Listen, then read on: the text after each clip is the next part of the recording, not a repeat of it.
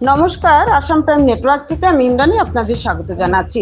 শিলচর 17 নম্বর ওয়ার্ডে কংগ্রেস দলের টিকিট প্রত্যাশী হানিফ উদ্দিন বরভূয়া সমর্থনে জনসভা, সমর্থকদের ব্যাপক উৎসাহ। আসন্ন শিলচর কর্পোরেশন নির্বাচনকে কেন্দ্র করে ইতিমধ্যেই রাজনৈতিক তৎপরতা তুঙ্গে।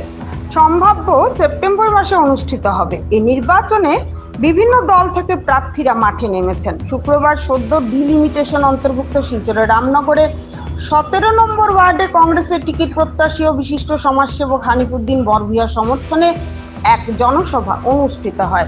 সভায় প্রায় 500 জনের বেশি কংগ্রেস কর্মী ও সমর্থক উপস্থিত ছিলেন। এই সভায় বিশিষ্ট জনদেরকে সংবর্ধনা জানানো হয়। বক্তব্য রাখতে গিয়ে স্থানীয়রা জানান, হানিফ উদ্দিন বরভূয়া দীর্ঘদিন ধরে সমাজসেবা জনসেবার মাধ্যমে জনগণের পাশে রয়েছেন।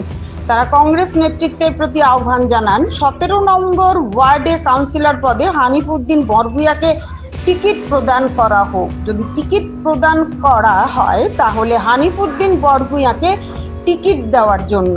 সাংবাদিকদের মুখোমুখি হয়ে হানিফ উদ্দিন বরভূয়া জানান, এবারের কর্পোরেশন নির্বাচনে 17 নম্বর ওয়ার্ড থেকে কাউন্সিলর পদে কংগ্রেসের টিকিটের জন্য আবেদন করেছেন। তিনি আশাবাদী কংগ্রেস দল তার প্রতি আস্থা রাখবেন।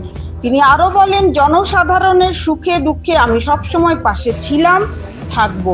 জয়ী হই বা না হই, জনসেবাই আমার মূল লক্ষ্য। কাছাড় জেলার 17 নম্বর ওয়ার্ড কমিশনারের পদপ্রার্থী হিসাবে আজকে এক সাধারণ সভার আহ্বান করা হয়েছে। উক্ত সভায় 500-600 মানুষের উপস্থিতি হয়েছে। কংগ্রেস ছাড়াও বিভিন্ন দল থেকে আগত উপস্থিতি উপলব্ধি করা যাচ্ছে।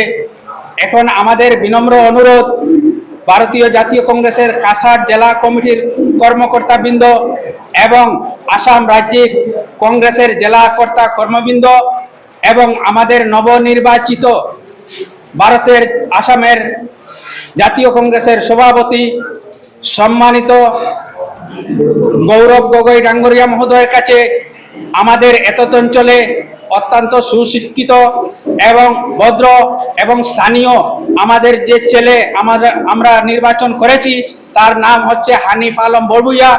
ওনাদের কাছে আমাদের বিনম্র অনুরোধ আমাদের দলীয় টিকিট দেওয়ার জন্য।